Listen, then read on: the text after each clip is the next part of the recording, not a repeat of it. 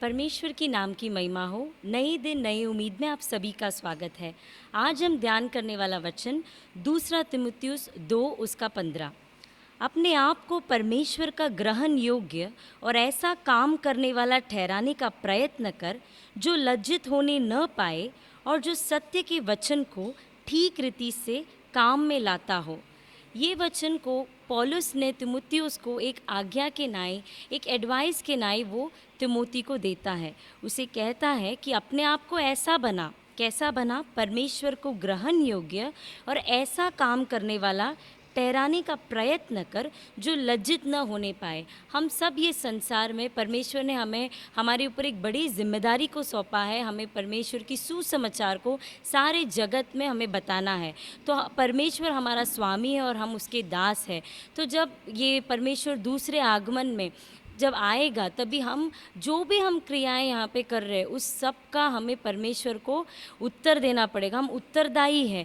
तो जो भी आप काम कर रहे हो आप ध्यान से करें कि आपको ये हर चीज़ों का परमेश्वर को उत्तर देना पड़ेगा। उतना ही नहीं, वो कहता है कि ऐसा कोई काम न करो जिससे तुम लज्जित होने पाए। जैसे हम देखते हैं कि मत्ती उसके 25वें अध्याय में परमेश्वर एक पैराबल को कहते हैं जिसमें एक स्वामी अपने 3 दासों को कई चांदी की सिक्कियों को देता है और कहता है कि मैं परदेश जा रहा हूँ, मैं मेरे आने तक वो पैसे को तुम संभालना। तो उसमें पहला दास जिसको उसके स्वामी ने 5 चांदी के सिक्के दिए होते हैं वो उसे और 5 चांदी के सिक्कों में बढ़ाता है। उतना ही नहीं, उसका दूसरा दास जिसको उसने 2 सिक्कियाँ दिए होते हैं उसने उसको और 2 सिक्कियों के नाई बढ़ाया। लेकिन तीसरा दास क्या करता है कि वो उस चांदी के सिक्कों को ज़मीन पर गड्ढे में गोद कर डाल के उसका कुछ प्रयोग नहीं करता है। जब स्वामी वापस आता है तो जो पहले 2 दास थे जिसको उसने चांदी के सिक्के 5 और 2 दिए थे, उन्होंने उसको कई अधिक इसमें मात्रा में बढ़ाया। इसे देखकर खुश होता है, लेकिन वो तीसरे दास को देखकर वो क्रोधित हो जाता है। तो हमें ऐसा कोई भी मौका नहीं देना है जिससे परमेश्वर हम पर क्रोधित हो या हमें परमेश्वर के सामने अशेम्ड होना पड़े। तो आइए हम प्रार्थना करते हैं।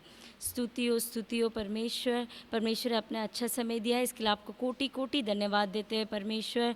प्रभु जी, वचन के द्वारा आपने हमें परमेश्वर ये अगुवाई दी है प्रभु जी कि परमेश्वर हम जो कुछ भी करें परमेश्वर ग्रहण योग्य, आपको ग्रहण योग्य क्रिया करने के लिए हमारी सहायता कीजिएगा प्रभु जी।